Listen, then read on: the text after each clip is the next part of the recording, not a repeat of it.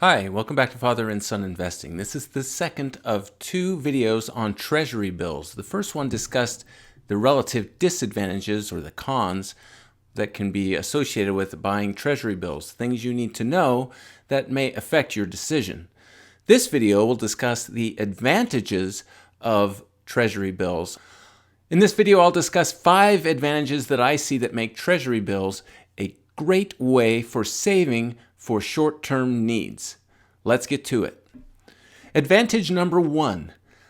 Because Treasury bills are backed by the full faith and credit of the United States government, they are considered risk-free. Now, nothing is absolutely risk-free, but this is essentially risk-free.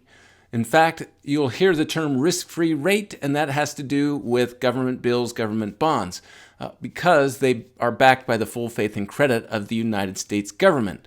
So if you're looking for a guaranteed return, this is a great way to go. The next advantage that I see is that you know what this purchase will be worth. When you purchase an equity, you don't know if that stock or ETF is going to go up or going to go down, or it might be doing some of both. When you purchase a Treasury bill, you know what it will be worth and when it will be worth that much. Now, the reason that you know what this Treasury bill will be worth is because at its maturity date, it will be worth its par value. Let me explain what I'm talking about. There are several different types of T-bills, Treasury bills, ones that mature in 4 weeks, 8 weeks, 13 weeks, 26 weeks, and 52 weeks. That is the maturity date. That is how long it will take for your Treasury bill to reach its full value, its par value. So if I purchase a $100 4-week T-bill, it will be worth $100 in 4 weeks. If you're not aware of it, Treasury bills are sold via an auction. This is a different type of auction than most of us are used to. This is an auction called a Dutch auction. Think of it this way. The government wants to pay the least amount of interest that it can to borrow money. The way that it can do that is by accepting competitive offers. In fact, there are 24 large institutions that are required to make competitive bids when these come up for auction. The government accepts these competitive offers, and then it will fill the quota for the amount of money that it needs from these offers. So as an example, using Investopedia, if the government is trying to raise $9 million at a 5% coupon rate, meaning they'll be paying 5% interest, they put those up for auction, but the institutions, these large institutions that competitively bid for these Treasury bills, will decide how much they are willing to accept as a coupon rate. So, for instance, here we see a number of bids that took place anywhere between 4.79% and 5.5% for the coupon rate or the interest rate that these institutions are willing to accept from the government. Now, the government wants to sell $9 million worth, so they're going to take these lower bids from here up. That's going to add up to $7 million. They need another $2 million, so they'll take this bid here at 5.07%. Now, everybody who bid below this, at or below this, they get to get the Treasury bills. People who bid above this get nothing. However, if you are an individual, you are not competing for this. You are doing a non-competitive bid, and essentially you're willing to accept whatever rate you get out of this bidding process. So in this case, if I had also wanted to purchase some Treasury bills, I would get the 5.07%. Here's another example. This is the auction that was completed today. I actually bought some of these 8-week Treasury bills, and after all was said and done, the high rate was 3.23%. That means that everybody who was willing to accept the coupon rate, 3.23% and lower, received their Treasury bills at 3.23%. The other thing here is you can get a feel for just how much money was bid competitively and how much was accepted. It's about 40%. You'll also see that the non-competitive bids, buyers like me, every bit of it was tendered and accepted. What does that mean? If you're an individual and you're trying to buy Treasury bills, you have a guarantee that you are going to get your Treasury bills.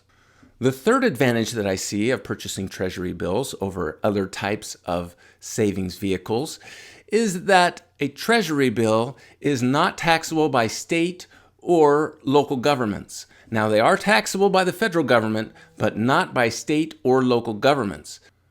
So if you live in a state like California or New York, where you are going to get taxed significantly on your earnings, this is a great way to skip those taxes and actually relatively increase your return.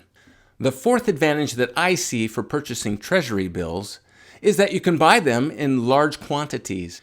If you are an I bond or EE bond purchaser, you know that you can only buy up to $10,000 worth of those types of bonds every calendar year.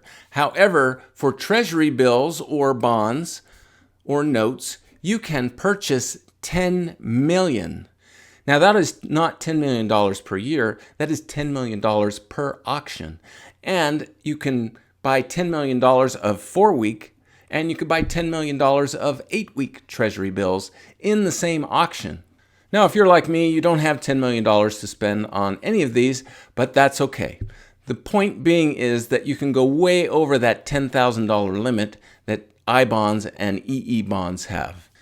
Now, the last advantage that I want to discuss is that Treasury bills are liquid. What do I mean by that? Well, you can sell them to somebody else before they mature. Now, if you're an I bond holder or an EE bond holder, you know that you can't sell those. You can transfer them, you can give them as gifts, but you can't actually sell them to anybody. You can only redeem them back to the United States government.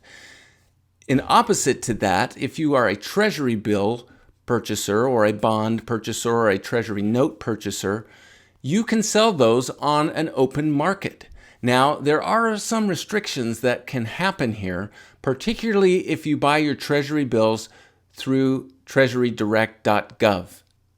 Now, you can't actually sell your Treasury bill in treasurydirect.gov, but you can transfer it from the treasurydirect.gov account to a broker, dealer, or bank who then can sell it for you. Now, there's one key bit of information that you need to know, and that is that you have to hold your marketable security. Marketable means that you can sell it on an open market.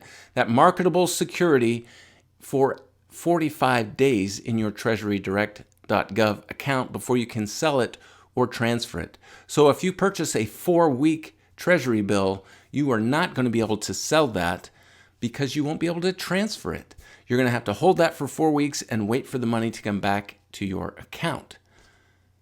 If you purchase your Treasury bill through a bank, a broker, or a dealer, well, then you're going to contact them to find out how you can go about selling it. Just know that there may be fees, and you might not get what you want for it because it's going to go out on an open market. And just like everything that gets sold on a market, you're looking at supply and demand, and somebody might not be willing to pay you what your bond was even purchased for. You could lose money.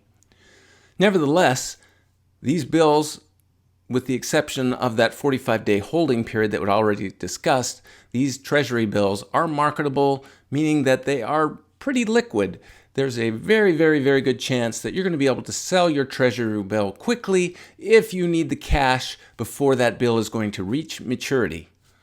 So just to recap the advantages that we talked about, number one, backed by the full faith and credit of the United States. This is risk-free as it gets. Number two, you know what your purchase will be worth as opposed to an equity, which you have no idea what it will be worth when the time comes that you need to sell it. Number three, no state or local tax, just federal income tax. That can be quite an advantage, especially if you live in a state that has relatively high taxes. Number four, really high purchase limits, 10 million per auction per type of Treasury bill. And number five, these are liquid. I hope this information was helpful for you. Share it with a young person in your life. This is a great way for a young person to save for short-term needs. And it's also nice to kind of get a win. You know, if they've been purchasing stocks and watching their stock account go down, that can be a little disheartening. But in this case, they can get a little win when they see that they get more back than what they put into it. Until next time, enjoy your investing.